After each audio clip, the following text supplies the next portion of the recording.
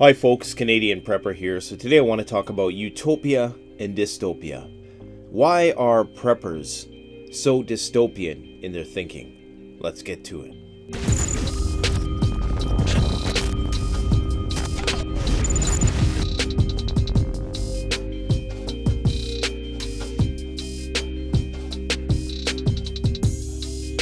Alright, so let's quickly define dystopia and utopia. A dystopia is an imagined state or society in which there is great suffering or injustice, typically one that is totalitarian or post-apocalyptic. A utopia, on the other hand, is an imagined place or state of things in which everything is perfect. A synonym for this would be Elysium. So if you ever see that movie, The Place in the Sky, where all the rich people live, that's a utopia.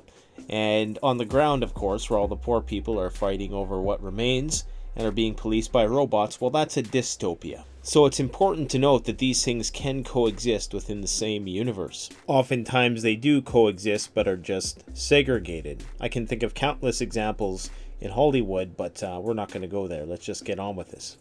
Most of society is utopian in its expectations of the future. And necessarily so, as this is the only way that society can function.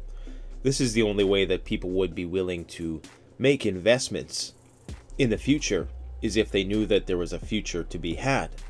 There's a quotation that I've used on this channel before, and it's that civilization is like an airplane.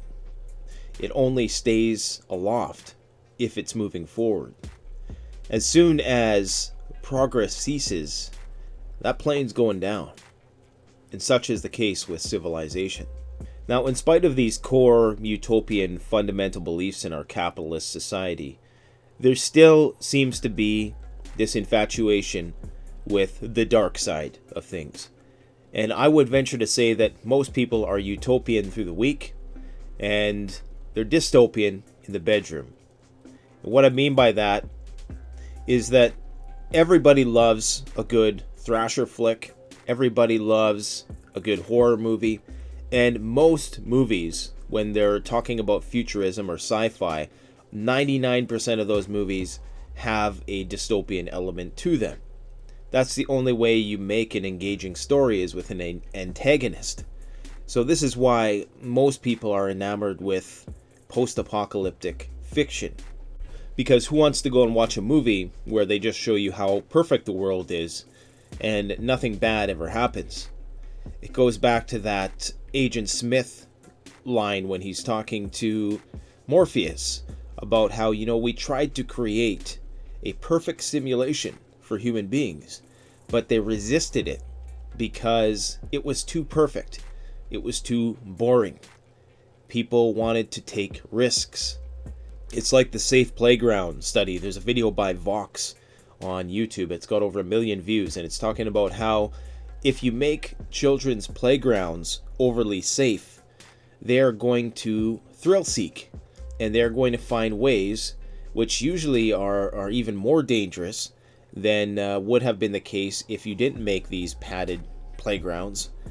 So they'll go and thrill seek. So the theory is that you should make playgrounds which have an element of controlled risk. And so we need that in our lives. We need an acknowledgement of the negative. I'm going to talk about the life and death instinct in a few minutes. But why is it that most preppers seem to be more dystopian in their thinking than the average person? Why is it that there are some people who seem overly optimistic about the future, and why do others feel like there is no future? Is there a happy medium here? I've heard the word thrown out, Utopian, which is kind of stupid sounding. Now, before we really get into this and break this down, it's important to note that I consider myself to be an honest seeker of truth.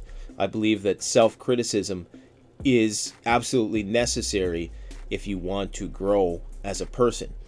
And so when I do these videos, a lot of them are reflections on my foundational beliefs, why I believe those things I do, and whether or not I'm off base in where I'm going in life, in the content of this channel. So that's why I make videos like this.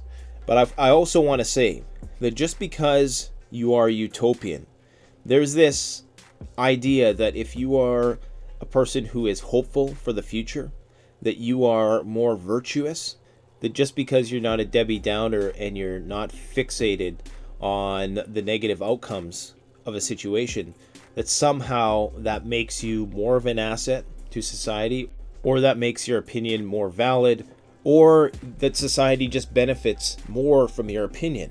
And I would disagree with all of those things. Everything around us in the universe for billions of light years indicates that we are an anomaly. I love the quote by Carl Sagan that survival is the exception, extinction is the rule. And we must remember at all times that no matter how normalized our existence becomes on this big rock with this thin atmosphere that shields us from the darkness of space, we must always remember this central predicament that we find ourselves in. That for billions of light years in all directions, it is very cold and it's very dead, as far as we know. So being overly optimistic about the future, especially in light of historical events, is not a more virtuous position. Now, having said that, it's imperative that we don't just simply sit there and stew about the negative and think about negative things all day and not get anything done. It's important that we also aspire to make progress socially and technologically, but this should be approached with a great deal of caution. For once again, we are an anomaly in the grand scheme of things. So why are preppers and survivalists more dystopian in their thinking? Well, essentially they are more pessimistic about the future for a variety of reasons. One of the main reasons is their views on human nature.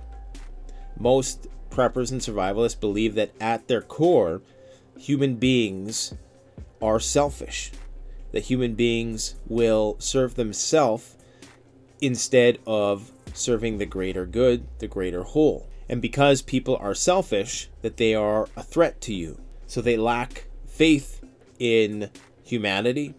They also tend to lack faith in human ingenuity to get ourselves out of the many challenges that we are going to face. We are on the precipice of so many different technological evolutions, and at the same time, catastrophe is in our midst, be it climate, geopolitical, economic, or otherwise. Preppers seem to believe that human nature without any form of socialization, that we would be animals, that we would not treat each other with respect, that at the end of the day we would lean toward destruction as opposed to construction. And I would say that some prepping is reactionary, not in the political sense, but it's reactive to the fact that most of society is naively utopian and naively optimistic about the future. And most survivalists will see this as being naive, and so they take the alternative viewpoint, but perhaps they approach it too fervently in their conviction. As a result of the better part of the world being painted with rose-colored glasses by the average person, they take the opposite approach in an attempt to balance things out. Now, there's two different instincts that Sigmund Freud postulated as being mechanisms by which people were motivated to do certain things. Now, this is in no way, shape, or form scientific by today's standards, but they're still interesting concepts to ponder, and they may well indeed still have a scientific basis that is yet to be known. And the life and death instinct are as follows. There's Eros, which was the god of love and life, and there was Thanatos, the Greek god of death. And Freud believed that within every human being there was a compulsion towards both life and death. When you crave to have intercourse with somebody, that is stemming from Eros, hence the erotica, that sort of thing, right? It stems from a desire to create. You want to have your seed meet an egg and create a new human being. That's where that energy manifests. That's the libidinal energy is the creative energy of the universe. And so it's a more positive, optimistic energy. It's that energy that builds communities. It's that energy that binds social contracts. Now, on the flip side of that is Thanatos, or the death instinct. In order to have those communities, you may have to war with other communities. There is a time and place for aggression, and there is a time and place for deconstruction, for dismantling life, as much as there is a time and place to create life. Preppers and survivalists fear the predominance of the death instinct. Preppers and survivalists fear that if left to our own devices, Thanatos would prevail. Even though you could argue that as there is now 7.5 billion people and counting, that Eros is winning. Eros is definitely winning. Just the fact that life exists at all is kind of proof that the good, or that life itself, is edging out death, even if only by a small margin. Life is winning. But preppers believe that the destructive tendencies of man, that which would seek to maraud, pillage, destroy, are things which ultimately are going to prevail. This coincides with the law of entropy, the idea that all systems eventually degrade over time and become less complex if left to their own devices. If there's not an organic agent to organize things like human beings, society would crumble. Don't sweep the streets for a few years and see what happens to your city. Society is going to degrade and erode and wither away into the darkness. It's only the organic agent which can create these higher levels of order within the universe, and that is us. So preppers and survivalists fear scarcity. So Thanatos also manifests as totalitarianism. It manifests as being enslaved to a society who is selfish, once again, or selfish, evil, elitist overlords. That's the deeper fear of the survivalist, is that even if we were to make all these technological advancements, and even if we were to prevent a collapse from occurring, that we would lack free will, we would lack individuality, we would lack the ability to choose. And all of these feelings are well substantiated in nature, which is why it's very easy for me to defend the survivalist philosophy with people. Even if it means spending the majority of your disposable income on survival and preparedness, you could easily make the argument that it's a much better investment of your time and resources to prepare for what is arguably the inevitable consequence of our collective action and collective inaction on a variety of issues which are going to face us all, be they ecological, economical, geopolitical, or otherwise. Obviously, I don't have to go into the myriad ways in which mankind could run into some serious problems down the road. Now, utopians, on the other hand, seem to be naively optimistic about technology. I've been listening to a lot of Ray Kurzweil lately, because I always try to challenge myself by listening to opposing viewpoints. And there's the Ray Kurzweil view of technology, and then there's the more pessimistic or cautious view, I should say, of someone like Sam Harris, who believes that, well, artificial intelligence may have the potential to bring us a lot of good things, that there's also a danger to it as well. And that goes with anything, with the Large Hadron Collider, with automation, with biotechnology. On any new innovative front, there is a great capacity for good, and there is a great capacity for evil.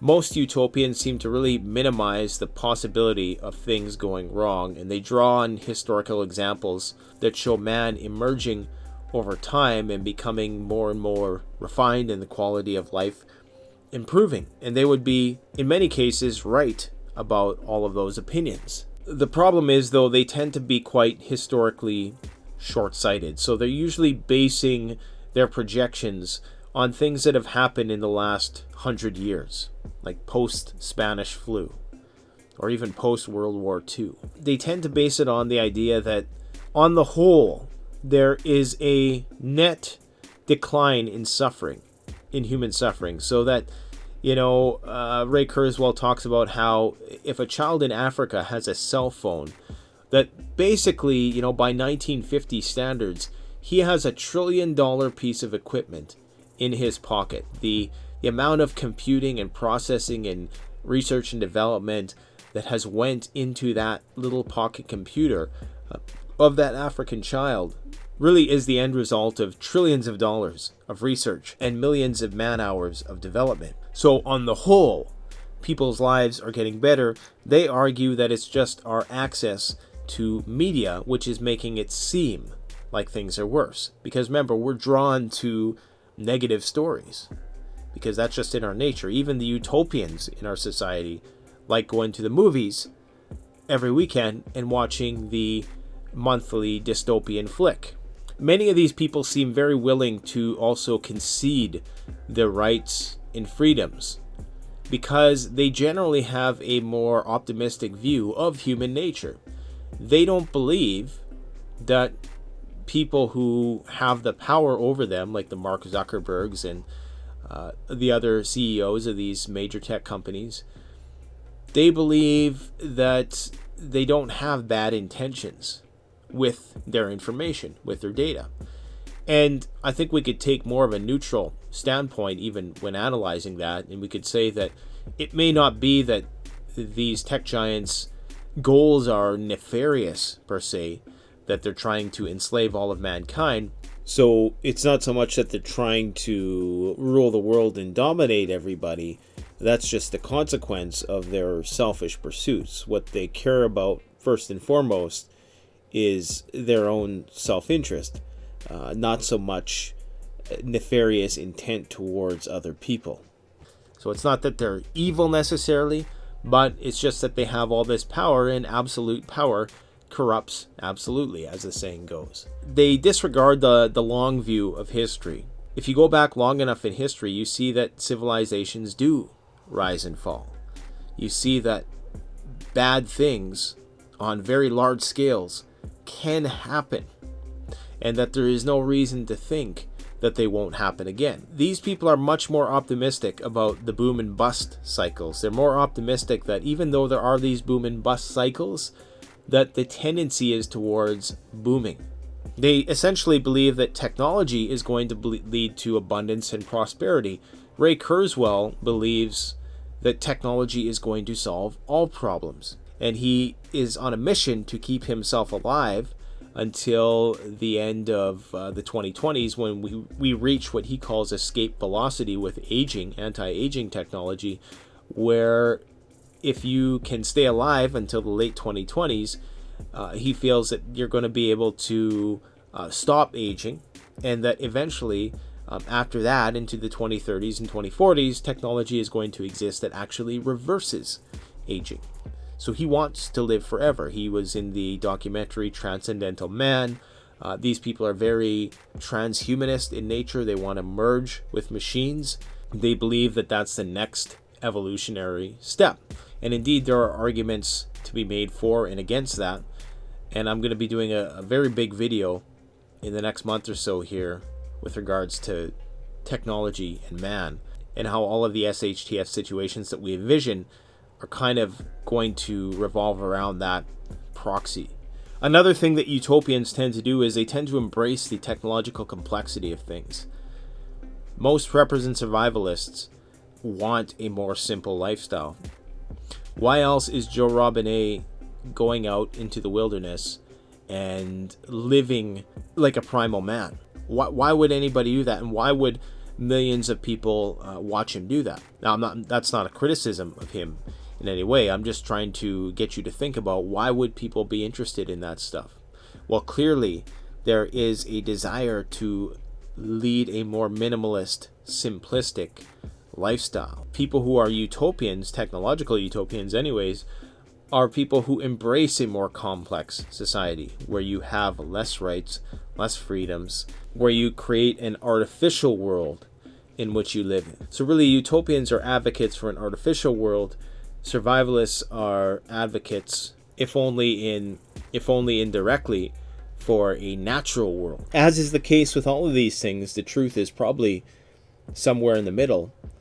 But I tend to still lean towards dystopianism because it's very easy to view the naive utopian optimism as a bunch of people who just have their heads in the sand and who are under the spell of consumerism and hedonism, and that even though they could see the writing on the wall if they wanted to, they could be hypersensitive to all the potential shortcomings of our civilization.